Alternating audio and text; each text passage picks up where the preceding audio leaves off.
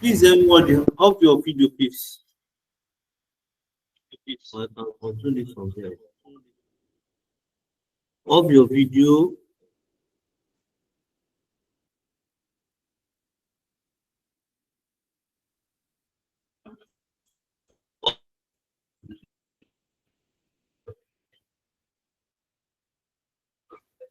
Can you hear me? Yes, sir. Yes, sir. We can hear you. Yes, sir. Yes, sir. Yes, sir, I can hear you. I can hear you, We sir. are ready. Thank God. Right on. Yes, sir, I'm ready. Yes, sir, I'm ready. Didn't take as long as it took last time. As long as it took last time.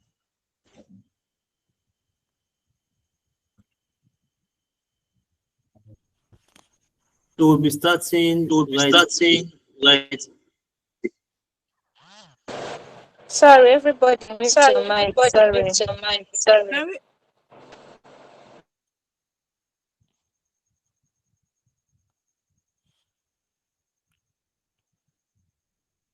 Can you all see my screen? Yes, sir. Yes, sir. Okay. We'll be starting now. Good evening, everyone.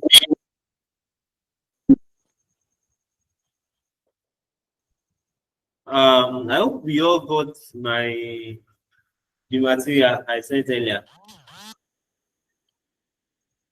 So I'll be tweeting only this one. The other one, I expect you to take time out to read so that you understand the standard very well. I must tell you, this is one of the most important standards as regards for SBR. Please, everybody mute. Don't let me mute everyone. No. I would like us to be interacting in the classroom. So, this is one of the most current standards. In fact, in the past 2-3 years, if I'm not mistaken, they have always repeated it. The worst they could do is that at least once in a year, that is one in the 2 diets, they will repeat it. They will usually ask questions on IFRS 9. So, and practically it's relevant because whoever this reporting, I've shared the YouTube link. Check the clips. Whoever deals with reporting, you have no choice. Most especially, you work in a standard organizations, a PLC, a limited that has shareholders that have directors. You will definitely have to deal with it right now because it has to do with financial instruments, and it's something that is practical. So it's not something you can shy away from. So for that reason, I want to urge you to please pay attention. This class may not be able to offer you all that you need to know about it, but it's just an introduction. And in fact, I think I will try and find time and see if I can tweet 1 or 2 of these past questions in Excel and share with you later. I couldn't do that today. Sincerely, if I've been able to see a question before and I've been busy.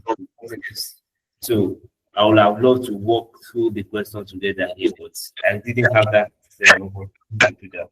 Now. So now see that the class even started in the 9 because I was busy with some other things. So let's dive right into it. Like I said, I must actually do this application. IFRS 9 is one of the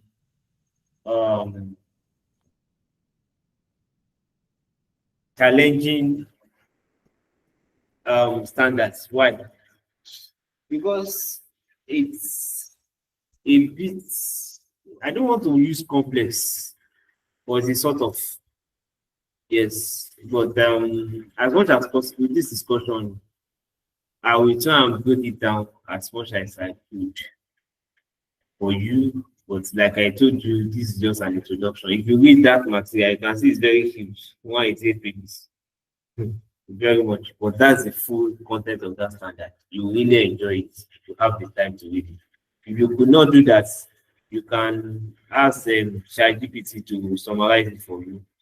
So the materials are in each of the book. I'll share it with you in the afternoon. So ChatGPT can help you to compress it, summarize it, so that you could be able to pick whatever is important. It's somewhat much when you take it. Wow, that's like a quarter of the whole textbook itself. So, but you find a way to compress it if you could not read, or if you can read all. Wow, you really appreciate that. So that's one point. This standard is something you should know because they usually love to test you guys on it.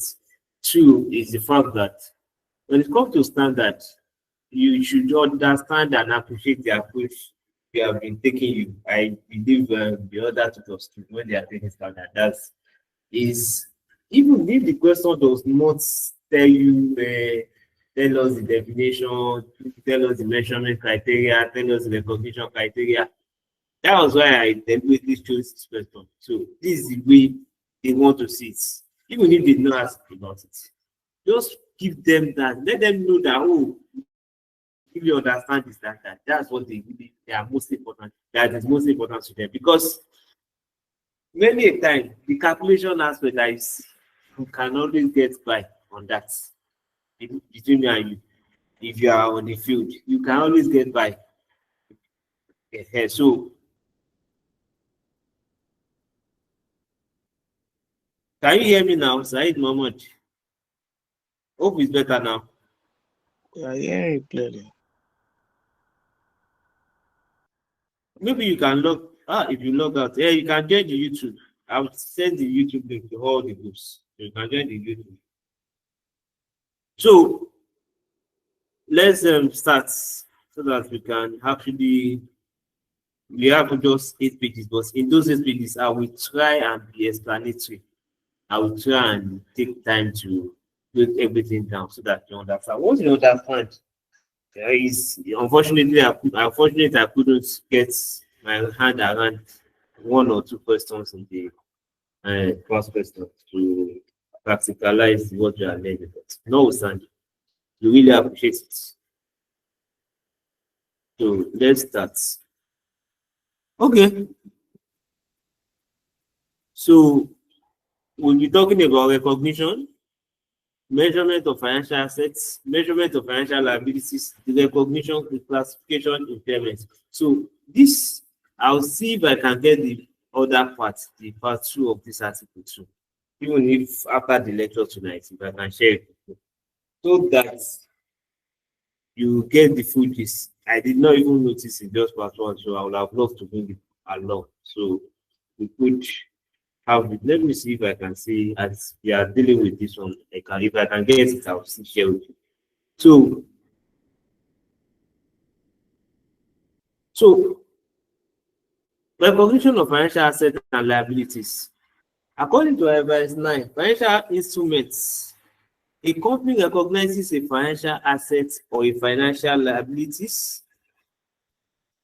when the company becomes party to the contractual provisions of the instruments. I need to explain that.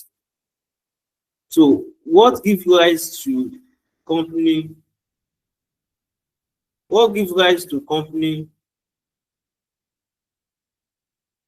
to be involved in financial instruments is when there is a contractual provisions that the company has signed with another company, with another entity. So that's the basis. So you cannot get involved in having to recognize financial instruments if you do not engage in a contract that brings them up. And for the sake of definition, financial instruments has to do with anything that gives you an obligation or that confers you to receive cash flow from an obligation another entity is owing you.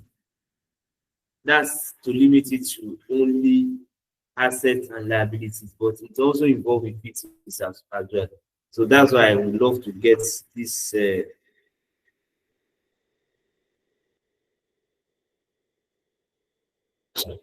So That's why this is not complete. So with the other one, I think we should be able to see where equity comes in. Some people said they don't have the YouTube link. It's not working. Let me see what I can do about that. People are on YouTube now, and nobody said it's not working.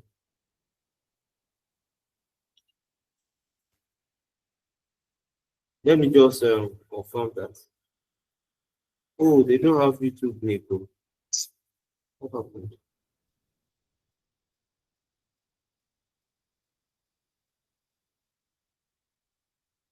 Sorry about that. Okay. Two.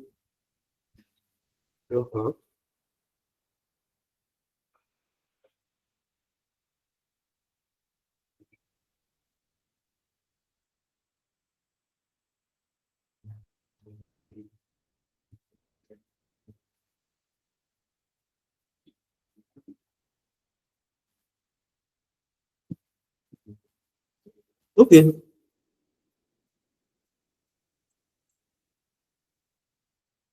So let's quickly get to it.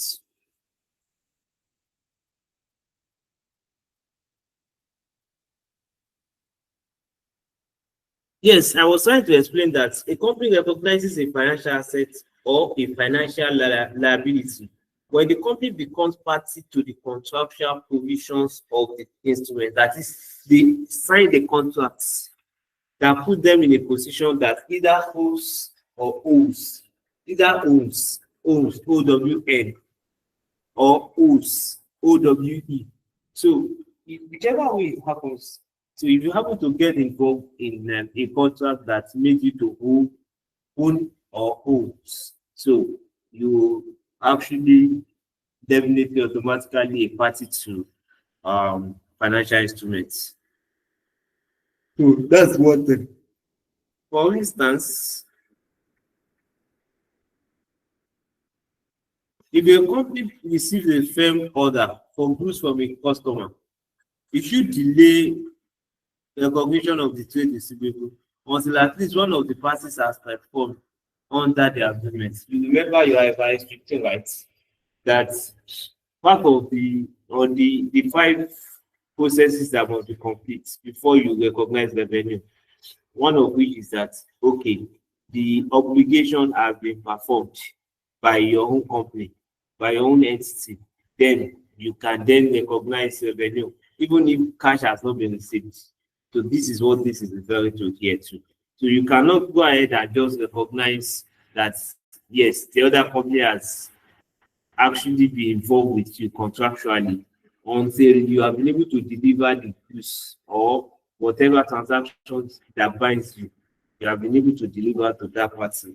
So that's when you then they will also sign by acknowledging that they have entered into a contract with you. This is also contained in IFRS 15 too. So when you are trying to recognize your revenue. So this is what this is referring to.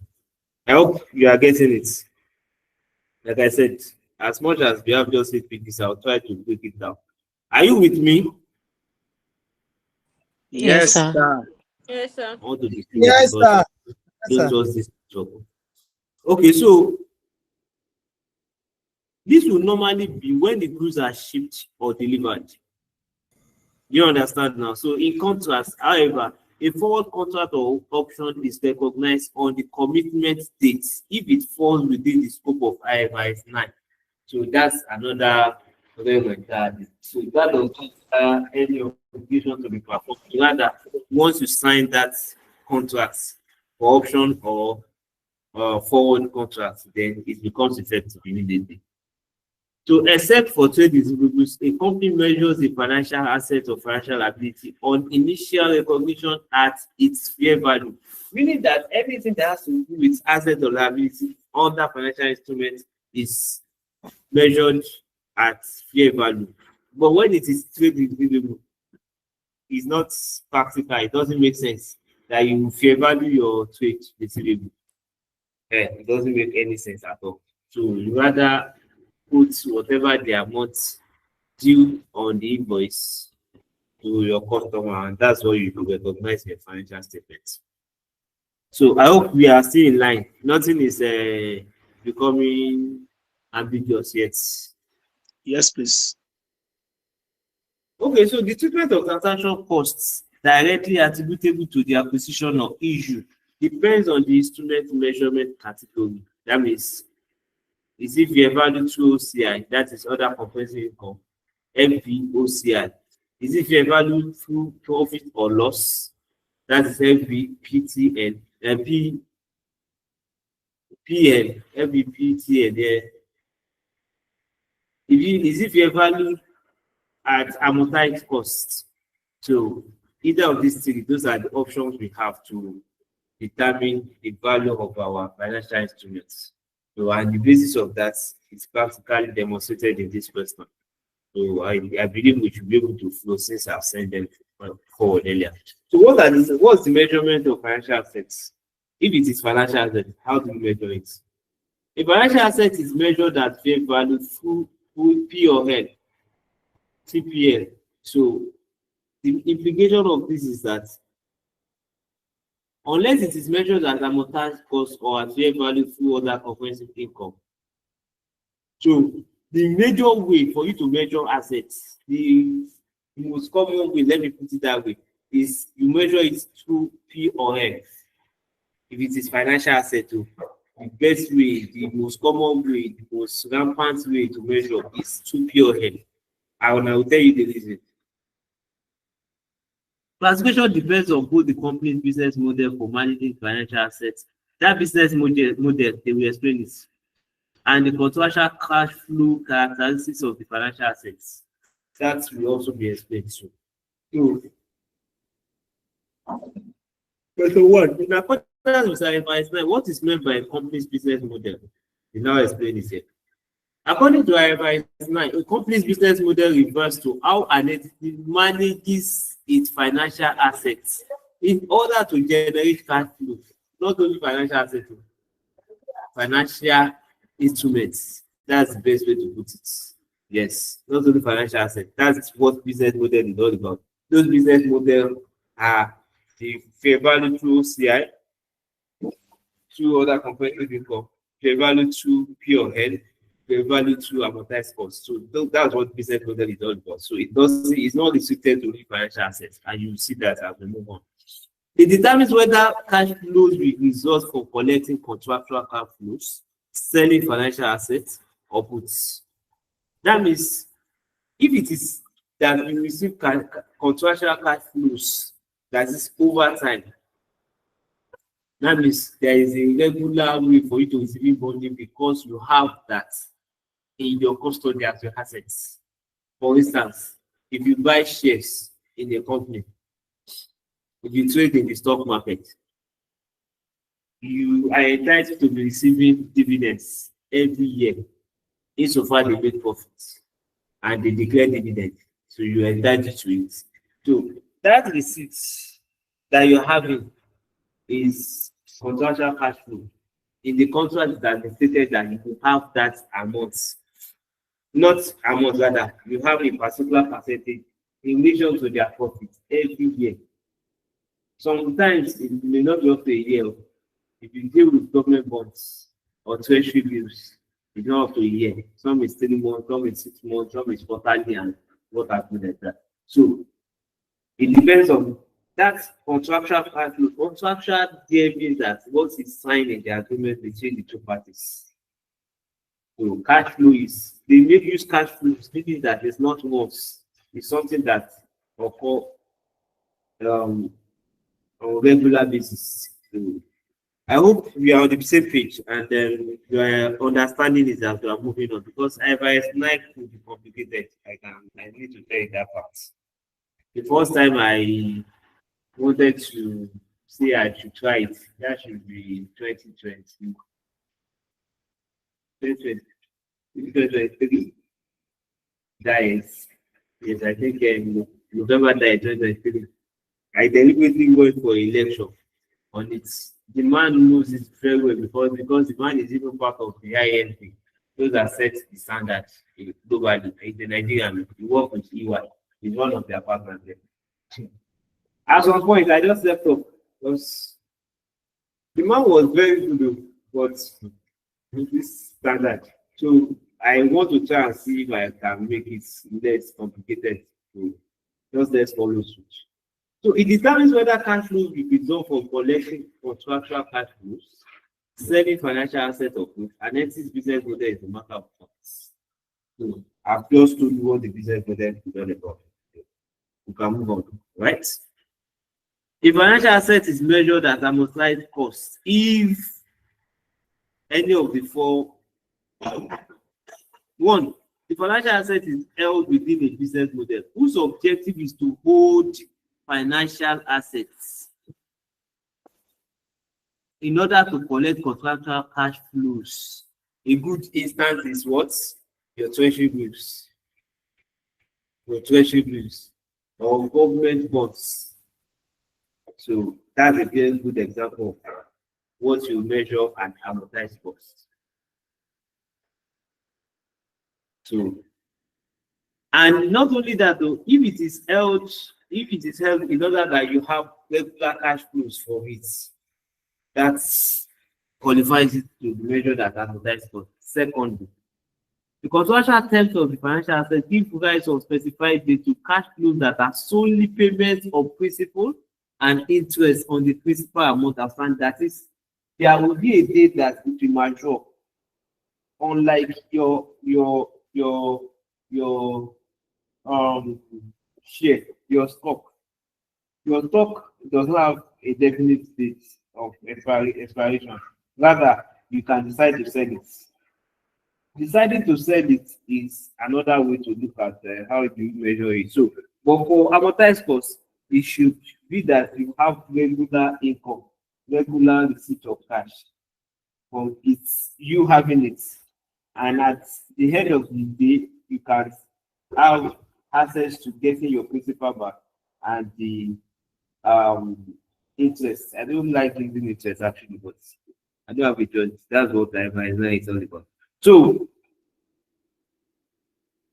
a financial asset is now measured at fair value through other comprehensive income. If the financial asset is held within a business model whose objective is achieved by both collecting contractual cash flows and selling financial assets, that is your stock.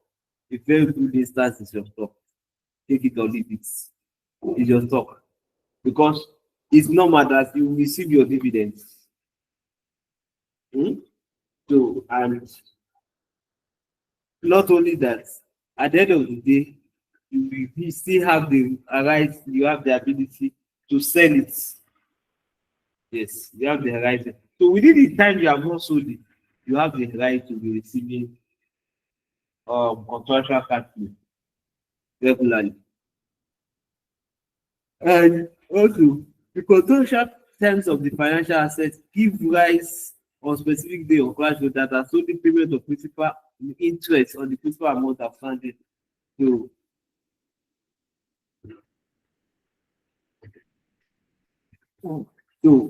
it's not different from one. The only difference is that this one, you from day one, you know that you are holding it because you want to sell it. That other one, you don't need to sell. There is an expiry date for it. So such that if you hold your stock, your government bond, for instance, with the intention that you want to sell it later, but within the time it still will be, you are having your quarterly returns. I like to use returns student of interest. So quarterly returns, the one you receive every 3 months. Then within those periods, if you have it that way, then it's measured as fair value through other comprehensive income, not amortized cost, because you have the intention of selling. But if it is amortized cost, there will be a tenure for that particular security. So when the tenure expires, then you decide to get your principal and the amount you want. So,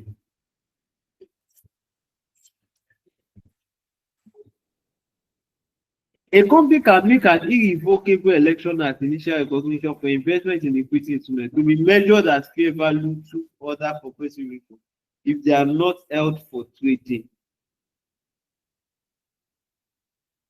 So, IFRS 9 contains an option to designate at initial recognition a financial asset as measured at fair value through POS if it will eliminate or significantly reduce an accounting mismatch. This can arise when measuring assets or liabilities or recognize the gains and losses on them on different bases.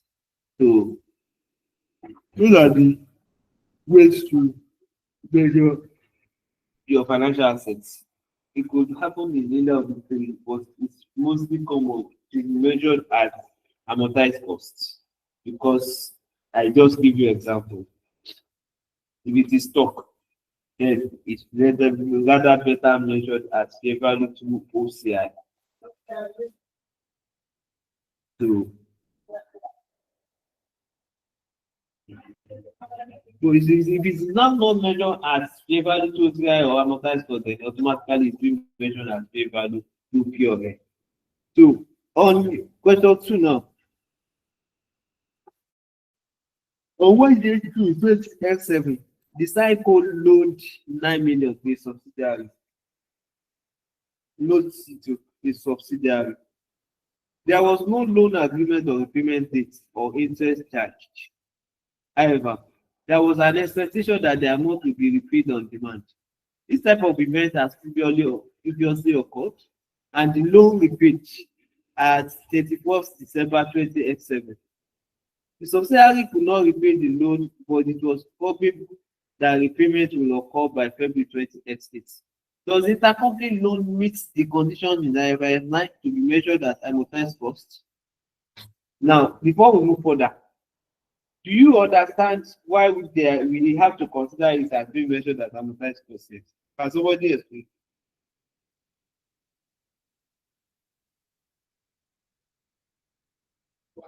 Are we there? With you, sir. We are here, sir. You are not with me. Nobody answered you. And nobody explained why we want to measure it as amortized costs based on our explanation so far.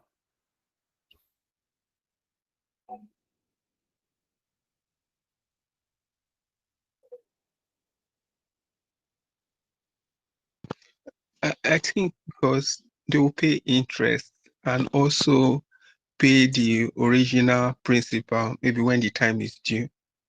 That's why it's capped. Thank you. So it's not out that you want to sell it. We are not measuring as to value to OCI because we are not planning to sell. If it is not involved selling, that means there is no expectation of gain or loss.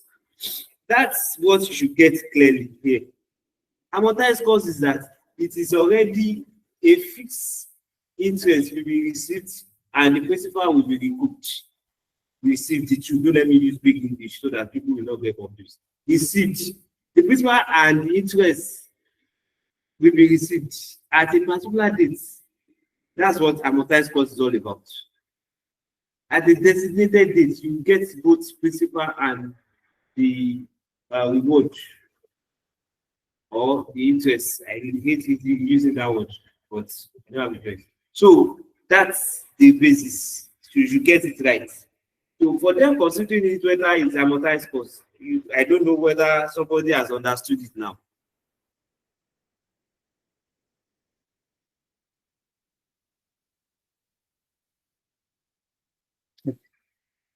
Okay, so let's now move on.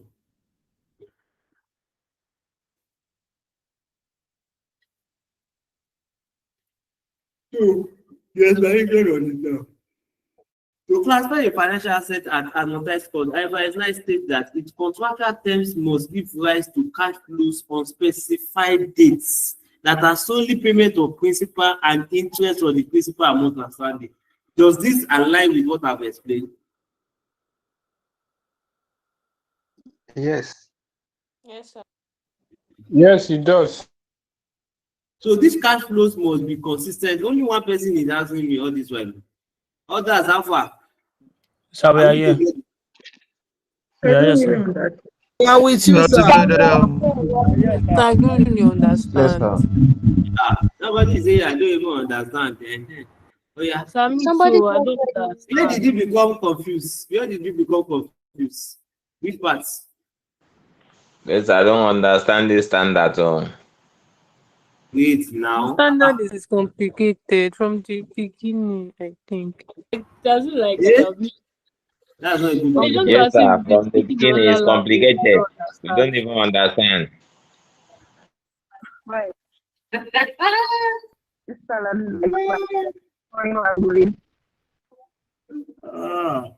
That's interesting. Okay. What do we do? What do we do now? Do you understand that when we are talking about IFRS 9, we are talking about financial instruments? Yes, sir.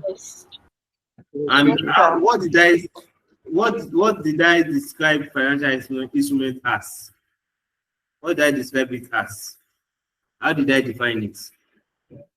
I need those that said they don't understand to be answering me now. You said that it has to be an asset in someone's hand and also be a liability in another party's hand. So that's what I understood about that part. There is another part to it. Not finished. Oh yeah. There is another part that you have not mentioned, and I've mentioned it this night. Maybe that's when Somebody help out. Said it's based on contractual agreement. You go, as you mentioned, asset mentioned ability, there is third part to it.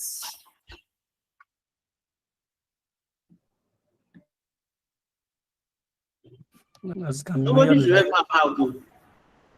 You said it can be you can be owned. You can own and you can own. It can also okay, the equity part. You said? So I did the equity part. Yes, it could be an equity too. I mentioned that now. It could be an equity. It's not restricted to only asset or liability. Okay, can I say something? Go on. A financial assets can be, let me just say, go on, understood.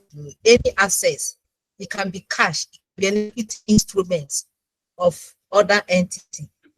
It can be a contractual right to receive cash or another financial asset from another entity. That is when it's an asset. It could be a liability too. Yeah, it could be a liability when a contractual obligation to deliver cash or other financial assets to other entity. It can be obligation also to exchange financial instruments with another entity. That's when it's an equity. Yes. Nice. Yes. So, and I try to give examples so that we will be on the same page. Having broken it down, thank you, Faith. Having broken it down, I don't know whether those that said did not understand are beginning to understand. You need to move from not understanding at all to a better level now. Are you now understanding small? Yes, sir. Thank you, Faith. Yes, sir. Thank you. Okay. So I now said that, okay, when it now comes to these financial instruments, there are three business models to adopt. You have option of adopting any of the three business, but it depends on how you classify your assets and the characteristics that surround the asset or liability or equity. How? I said, okay, if for instance you have it that asset, let me start with assets. That asset you only plan to let it be with you to earn you interest till a particular date, and at that date you now get your principal back and the interest. Then it is measured at amortized cost. So for the fact that you hold it, in order that you receive a contractual inflow, cash contractual inflow or contractual cash, then you are now receiving it at a specified date plus your principal. Meaning that the only thing you need to understand here is that it's not held for you to sell. If you are not selling it, then it's purely going to be measured at amortized costs. And not only that, you are not getting to equity yet. So let's still with where we have. Don't start confusing things. So meaning that you have from the day one, that's why I said it's the way you define it, the way the structure, the characteristics you give to it.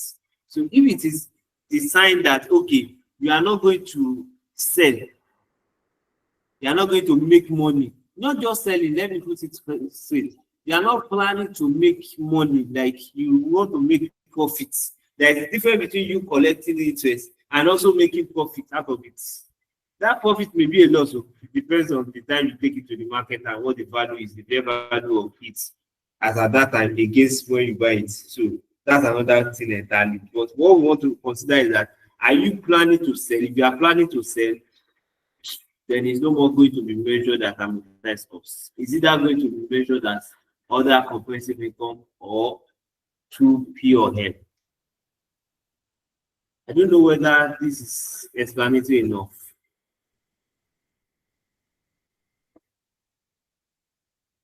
Yes, yes.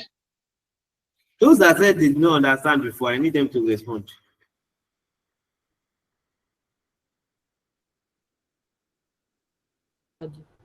Yes, sir, I understand. Right on, sir. Okay. So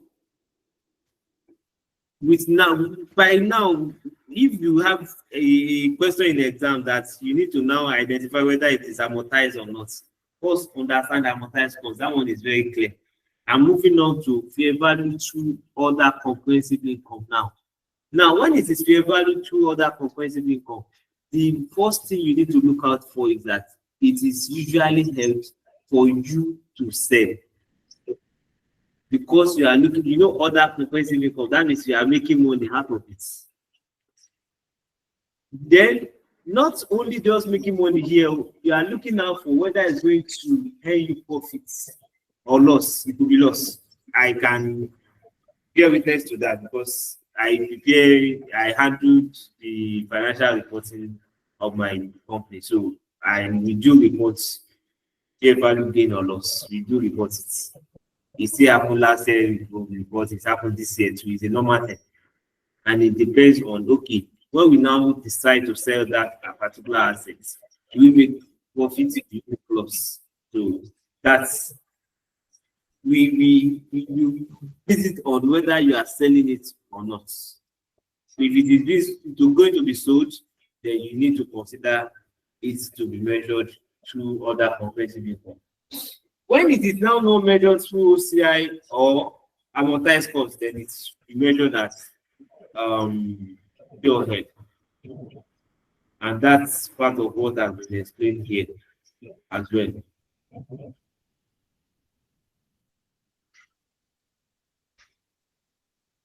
So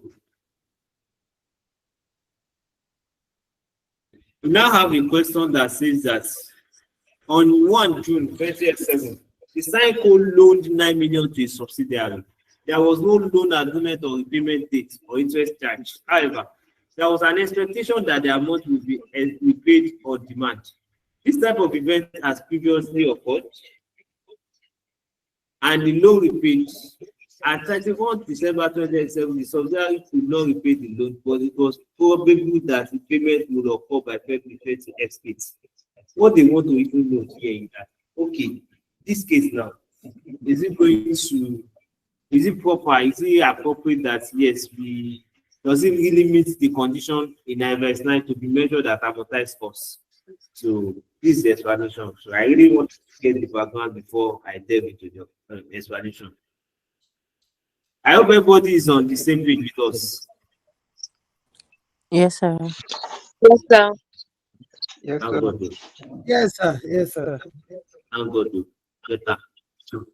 So to classify a financial asset as amortized cost, IFRS 9 states that its contractual terms must give rise to cash flows on specified dates that are solely payment of principal and interest on the principal amount outstanding. So that means you are not holding it for you to sell. This cash flows must be consistent with normal lending arrangements. As the intercompany loan can be called at any time, there is an argument that a financial institution will charge below interest for such a loan as it could be called in at any time. That's not an issue for us to know. What we want to know is that, okay, is there a specific date that you can get this amount back plus the interest on it? Thus, it could be argued that there is nothing different with normal lending agreement with the current times. Therefore, the intercompany loan meets the contractual cash flow characteristics test in IFRS 9.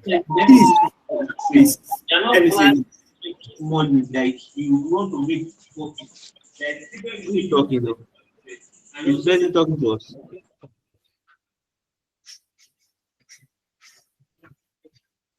So let me say this. Hello, sir. Yes.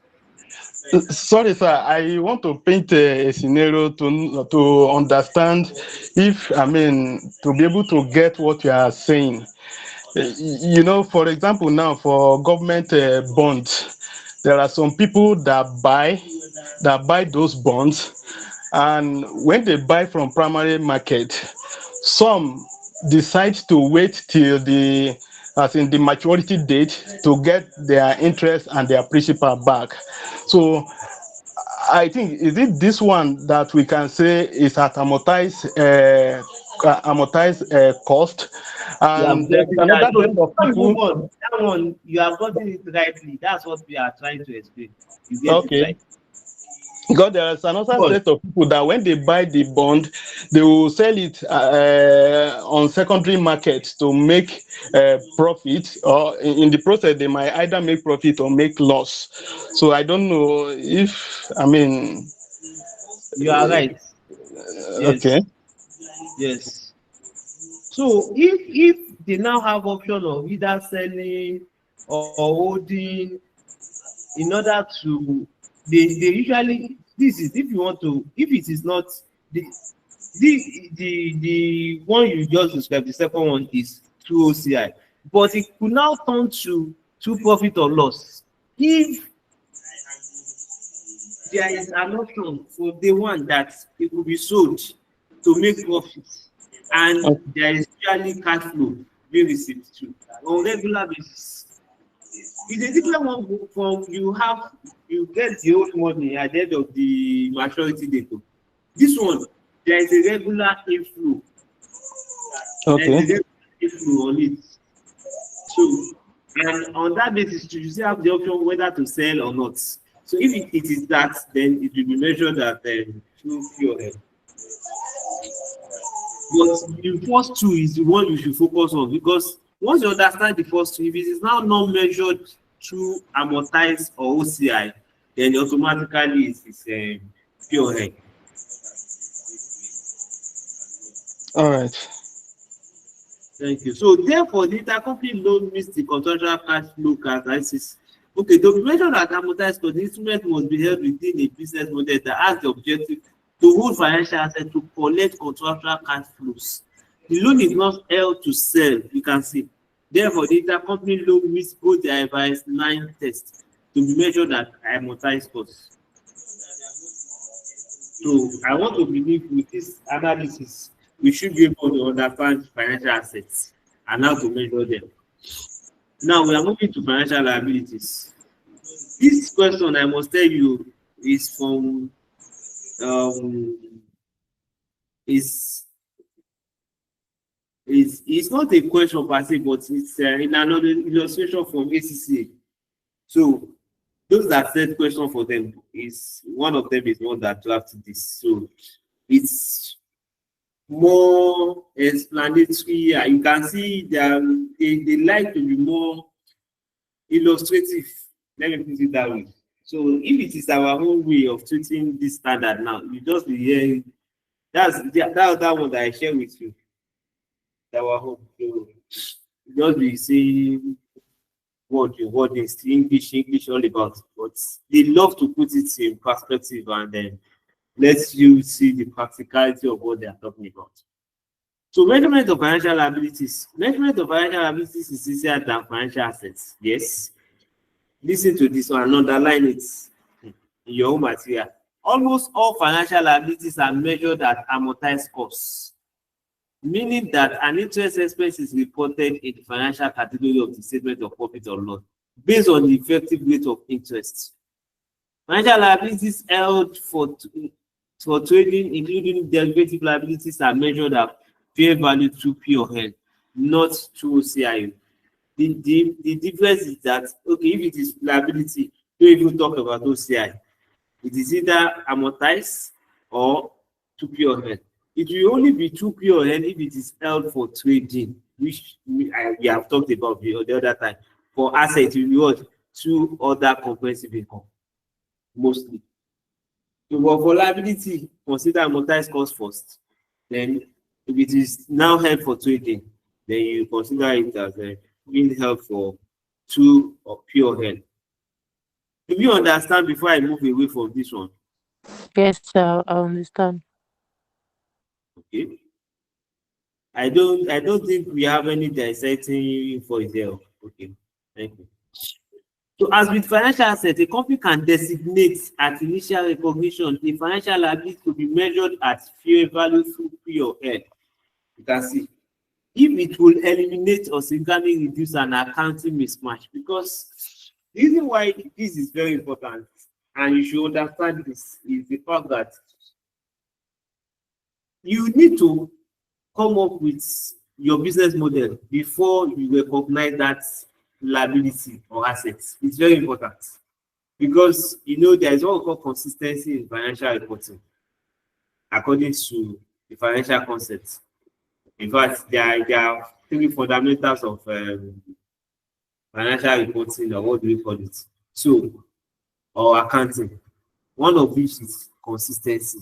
You cannot decide to change your policies anyhow. No, it's not allowed at all. It distorts comparison, it distorts accuracy, it distorts a lot of things. Organization is also part of what is required. So you can't just change anyhow. So that's why you need to decide before you recognize it. The financial liability to measure at fair value through P/L, if it will eliminate or significantly reduce an accounting mismatch, you need to determine that above beforehand.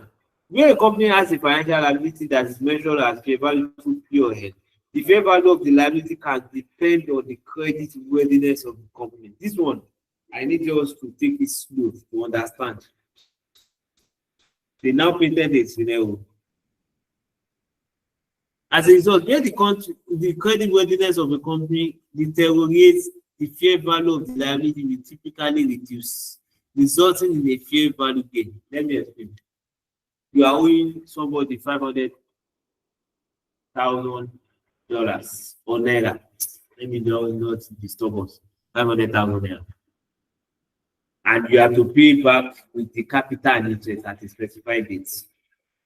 But if it is in your plan that you want to sell this loan, maybe it's a very attractive company that you are owning, you want to sell it to another person so that you can even get above what you are meant to pay that person back. If that is the case, what you have to do is that you have to recognize it as fair value to P/L because you have the intention of selling. Now, before you now decide what you want to, are we together? Who is that?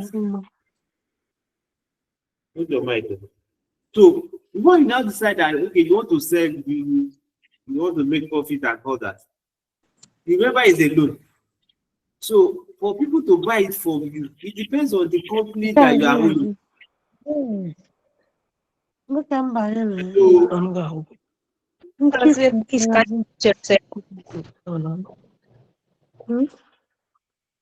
She goes there, you are disturbing us.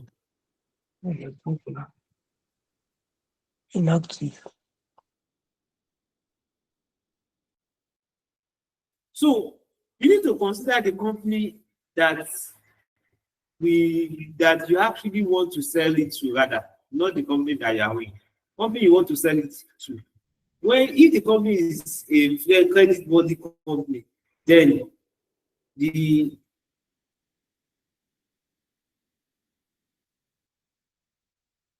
can sell it for a higher amount because you know they will pay if they agree to that. But if you know the company is not credit worthy, but you better sell it for lower amount so that you'll be able to get your money back, and you not make gain, or you even sell it for less than the face value of that loan. So here you need to consider the company you are getting involved with. So insofar you want to sell, then it involves fair value to pure or liabilities. So and where the credit worthiness of the company improves, the fair value of the liability will typically increase, resulting in a fair value loss. Look at how it is treated. Let me read that again. As a result, where the credit worthiness of the company deteriorates, the fair value of the liability will typically reduce, resulting in fair value gain. Why? Because they must work in opposites. Gain to you because you are paying less than the amount you are owing. You get it now?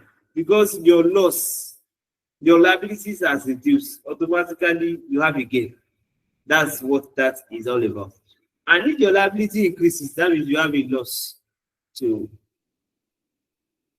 IFRS 9 requires the fair value movement in the financial liability designated to be measured as fair value through P&L that are attributable to changes in the credit risk of that liability should be presented in other comprehensive income, as opposed to be presented in profit or loss. This does not apply where this treatment will create or will enlarge an accounting mismatch. So there is a provision in IFRS 9 that you should rather let it be captured under 2 OCI. But if you are able to convince yourself that you don't want a mismatch, then you can go on and adjust school your head, as the case may be. So hope we are still on the same page.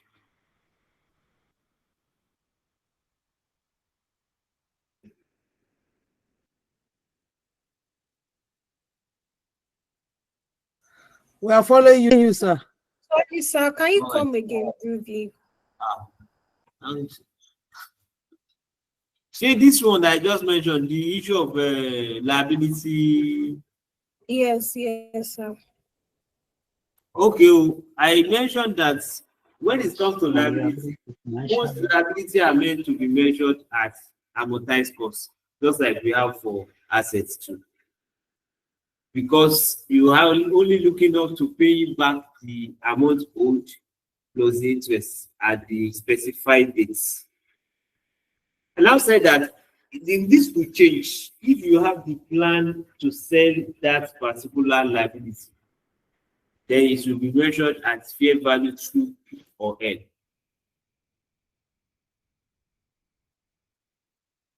Okay, sir. Thank you. And I also mentioned that, okay, IFRS 9 made provision that it could be measured at 2 other comprehensive income, if and only if it will not result in a mismatch. So I hope we can go on now. Question 3.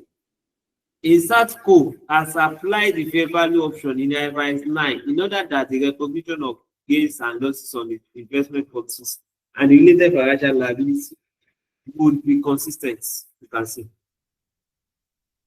The investment property was measured as the fair value in accordance with IAS 40 investment property using the discounted cash flow techniques. Can a SATCO apply the fair value option rule in IFRS 9 to the measurement of its financial liability? Let's go. IFRS 9 allows companies to segregate the financial liability as measured at to fair value through profit or loss. If it will eliminate or significantly reduce the measurement or recognition inconsistency, in accounting mismatch, which will otherwise arise from measuring assets or liabilities or recognizing the gains and losses on them on different bases. This is an accounting policy choice. So, like I said, you just need to decide based on your intention.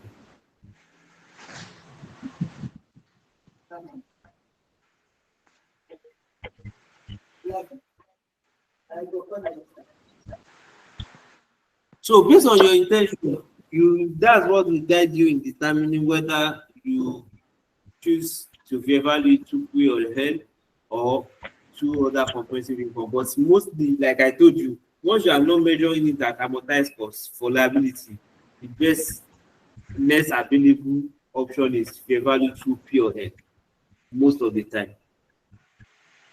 So if the fair value option was not used, then the financial liability will be measured at amortized cost, you can see, and the investment property at fair value.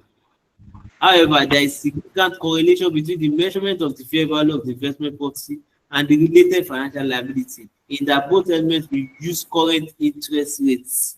Therefore, the fair value option can be used to avoid inconsistency. So once you use fair value approach, then you don't need to be bothered about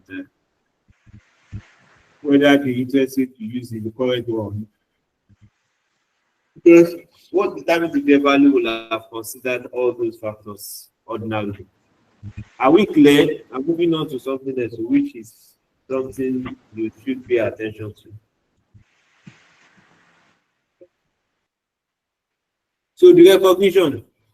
This is the removal of all or part of an asset or liability from the statement of financial position. We want to recognize it. We want to take it away from our reports or financial statements. So that's what the recognition is all about. How do you recognize financial assets? A company recognizes a financial asset when the contractual right to the cash flows from the asset have expired. One, that's one point. You should notice it that way. Or it transfers the financial assets such that it qualifies for recognition. Once you don't have possession, you don't have ownership of that financial asset, then you can't recognize it as yours again. A company transfers a financial asset where it transfers the contractual right to receive the cash flow of the financial asset, or where it retains the contractual right to receive the cash flows of the financial asset, but assumes the contractual obligation again to pay the cash flows to a third party. Somebody is owing you to the tune of 300 million. So you now decide that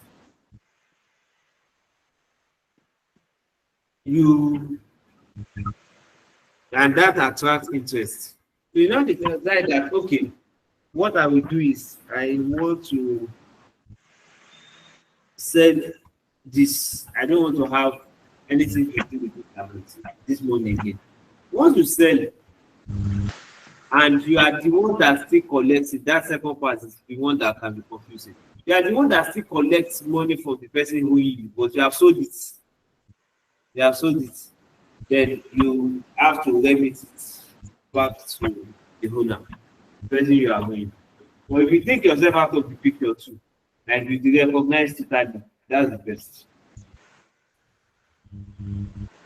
So a company transfers a financial asset where it transfers the contractual right to receive the cash flow, or where it retains the contractual right to receive the cash flow of the what assumes a contractual obligation to pay the cash flows to a third party. So when you are still in control of, okay, I'm the one you are owing, but when you pay me, I take the money and go and pay another person, then that implies that I've already recognized it in my book.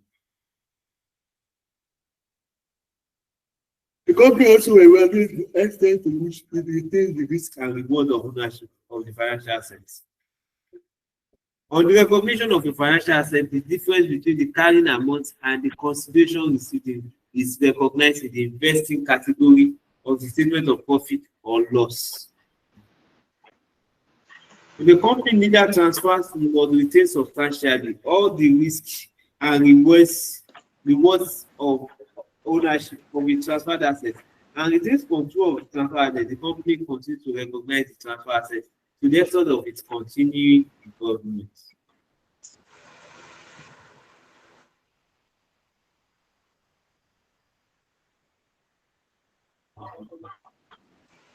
The recognizing of financial liabilities. A company should recognize a financial liability from a statement of profit or financial position when the obligation is discharged. When you have paid for it, you have cancelled it based on disagreement between you and the other person, or the time for you to pay it has lapsed, so it has been closed. So, an exchange between an existing borrower and lender of debt instruments with substantially different terms is accounted for as extinguishing the original financial liability and recognition of a new financial liability. Similarly, a substantial modification of the terms of the existing financial is accounted for by extinguishing the original financial liability and recognizing a new financial liability. What are they saying here? Is that somebody who and then and always be paid back in terms of interest and principal. For whatever reason, that has to change. Then, if that happens, that it has to change, the rates of interest rate has to be reduced, for instance. Then that has altered the content of the contract. So the contract cannot be concluded in that manner. So that's what they are saying. That means you need to operate with a new contract that specifies the current rates of paying back. The terms are substantially different if the present value of the cash flows under the new terms, including any fees paid, not net of any fees received. When discounted, using the original effective rate is at least 10% different from the present value of the remaining cash flows of the original financial liability. So 10% is what you look at for. If it is more than that, then you need to call attention as soon as possible. The difference between the carrying amount of financial liability extinguished or transferred to another matter and the condition is paid is recognized in the same category of the statement of profit or loss. So, I hope that is explanatory. Where the terms are not substantially different, the original is not recognized. The liability is stated to the present value of the revised cash flow. Any increase or decrease in carrying amount is presented in the financing category of the statement of profit or loss. Now, let's look at another question. On 31 December 2027, PUCO modified the terms of its long-term loans such that the effective interest rate changed by 10%. This question is very, very important. As a result, the present value of the remaining outstanding was reduced by 25%. What's the correct accounting treatment of the above? Now, let's start. The interest rate is substantially different from the original borrowing agreement, and the discounted present value of the cash flows under the new terms is more than 10%.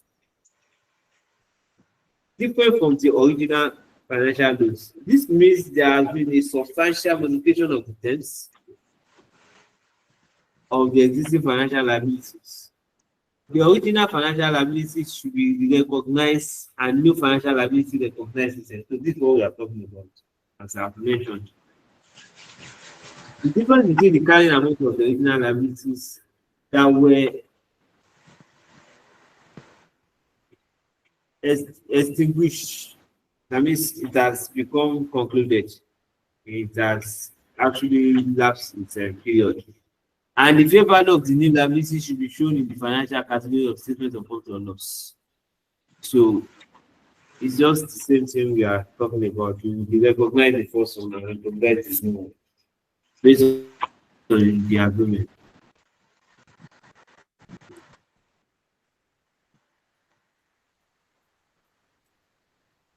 Now, The classification too depends on the type of model you are adopting. And when you are adopting a classification, it should be applied through.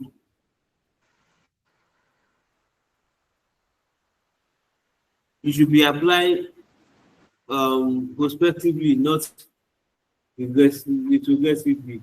So it's not that you take it from the previous years. No, you just take it off from that year going forward. That's what they are talking about. When you classify impairments, that's what we call ECL. For those that think in the financial instruments, you have heard of ECL, expected credit losses. So that's where the impairment. I think I've mentioned impairment several here, though we have not treated impairment at the top, but we get there. So that's the summary of this impairment and all that's it's all about.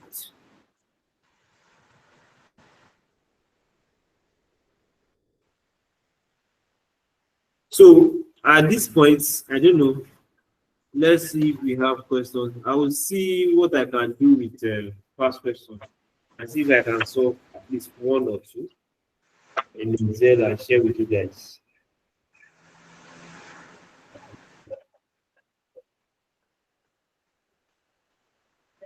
Oh yeah, Stella, go on. Yes, sir. Good evening, sir. Good evening. Please, there was something you explained about you said you ended it with provided that the accounting record is not mismatched. That term mismatch, please. What is it trying to explain there? Mismatch means that it does not align with. Okay, let me say for instance now. It is captured as measured through OCI, other comprehensive income. You know, okay. When we say other comprehensive income, it means that items below the line, that means the profit or loss has been determined. Those items that will fall below them because they can be reclassified to profit or loss later, depending.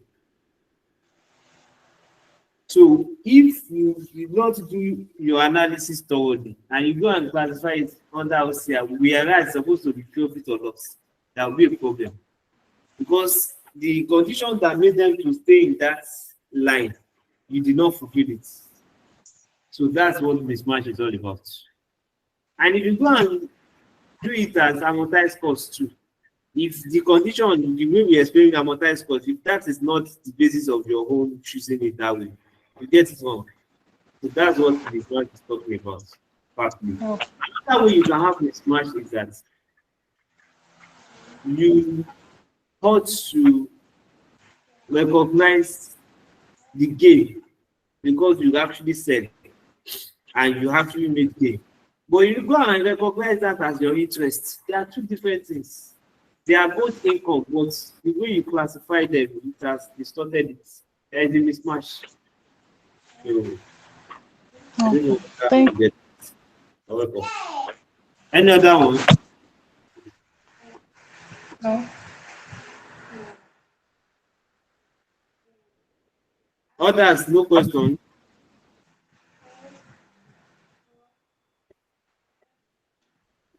Okay, if there is none, so thanks for the class. I think I want to call it a day now. Thank you, sir. Sorry, sir, can you please send the material again? Some of us were not able to access it. Thank you, sir. Sir, please, can you send the material again? Some of us were not able to have access to it. I just joined the group today, so I didn't find the material. Really? Okay, I will send it. No problem. Thank you very much, sir. Thank you, sir. You're welcome.